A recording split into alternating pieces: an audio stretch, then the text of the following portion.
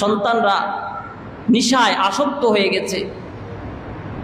সব সারা বাংলাদেশে এই সমস্যা। তো আলহামদুলিল্লাহ এখন সরকারিভাবে একটু তদন্ত করতেছে, দেখতেছে। আমরাও সচেতন থাকবো আমাদের ছেলে মেয়ে সম্পর্কে, যেন আমার সন্তান সঠিক রাস্তা থেকে সরে না যায়। যদি এই সন্তান যদি সঠিকভাবে চালাইতে না পারেন, আপনার এই সন্তান দুনিয়ার মধ্যে আপনার কলঙ্কের মধ্যে দাগ লাগায়া দিবে। ওই হাসরের দিনও তা দায়ের করবে, আল্লাহ আমার বাবা আমাকে শিখায় নাই, আমার মা আমাকে শিখায় নাই, আমার বাবা আমাকে নামাজে নিয়ে যায় নাই, পড়ায় নাই, কোরআন শিখায় নাই। দায়ভার সব বাবা মার উপরে চাপায়া দেবে। গুনাহ করবে সন্তান, এ দায়ভার নিতে হবে বাবা মায়ের।